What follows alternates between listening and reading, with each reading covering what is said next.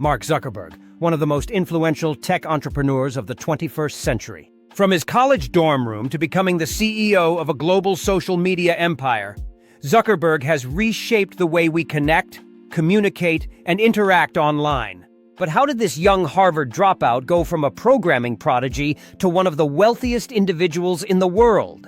Mark Elliott Zuckerberg was born on May 14, 1984, in Dobbs Ferry, New York. The son of a dentist and a psychiatrist, Zuckerberg grew up in a family that valued education.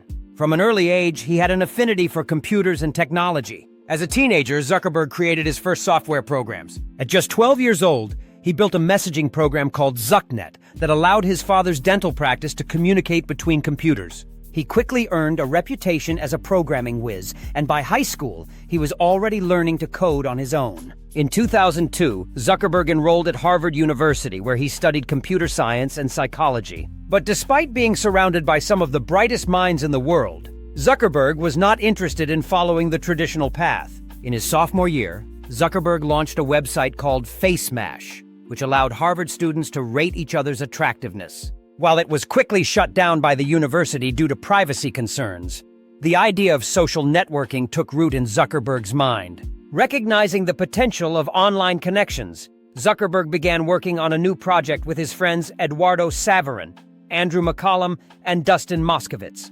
In February 2004, they launched the Facebook, a social network originally designed for Harvard students to connect and share information. Initially just for Harvard students, the Facebook grew rapidly, and within months it expanded to other Ivy League schools, then universities nationwide.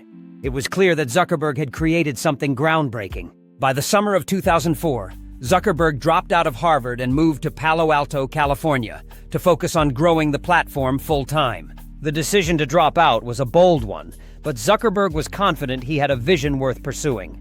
As Facebook gained traction, it attracted the attention of Silicon Valley investors. In 2004, Zuckerberg and his team received a $500,000 investment from venture capitalist Peter Thiel. This funding was the catalyst that transformed Facebook from a college project into a billion-dollar company. Over the next few years, Facebook expanded rapidly. New features were introduced, such as the news feed, the like button, and the ability for businesses to advertise on the platform. In 2006, Facebook opened its doors to anyone with an email address, propelling its growth to over 12 million users. Zuckerberg's philosophy was clear: to build a product that would help people connect and share. But the platform was more than just a social network. It was becoming an essential part of daily life for millions. With this explosive growth, Facebook soon caught the eye of major investors. In 2007, Microsoft invested $240 million for a 1.6% stake in Facebook, valuing the company at $15 billion. Zuckerberg's net worth skyrocketed, and soon Facebook was the talk of the tech world. In May 2012, Facebook went public with an initial public offering, IPO, that raised $16 billion, one of the largest tech IPOs in history. Zuckerberg, who had already accumulated a sizable fortune, became one of the youngest billionaires in the world at just 28 years old. Though the IPO had its ups and downs, Facebook's stock price eventually soared, solidifying Zuckerberg as a billionaire. But for him, the real prize wasn't the money. It was the mission to connect the world. Zuckerberg knew that Facebook's future depended on innovation and expansion. In 2012, Facebook acquired Instagram for $1 billion. A move that seemed risky at the time but would pay off immensely as Instagram became one of the most popular social media platforms in the world. Then came the purchase of WhatsApp for $19 billion in 2014, one of the largest tech acquisitions in history. And in 2014, Facebook also acquired Oculus VR for $2 billion, positioning itself at the forefront of virtual reality. Despite Facebook's success, Zuckerberg faced his fair share of challenges. The company was embroiled in privacy scandals, including the infamous Cambridge Analytica controversy in 2018.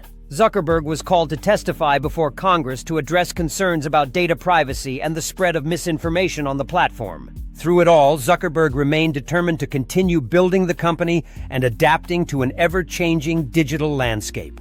His leadership faced intense scrutiny, but he never wavered from his belief in Facebook's potential to change the world. Today, Mark Zuckerberg is the CEO of Meta Platforms, the parent company of Facebook, Instagram, WhatsApp, and Oculus. Despite facing challenges, his ambition has not slowed down. Zuckerberg continues to focus on the future, including the development of the metaverse, a virtual world that he believes will be the next frontier of the internet.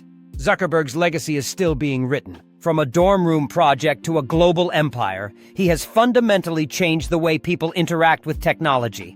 But as Facebook evolves into Meta, his vision for the future of the internet continues to unfold. Mark Zuckerberg's journey is a testament to the power of innovation, perseverance, and vision. From coding in his dorm room to leading a tech giant that connects billions of people, his story is far from over. Whether you love him or criticize him, one thing is certain: Zuckerberg's impact on the world will be felt for generations. Thanks for watching. Stay tuned for more stories on the world's most influential figures.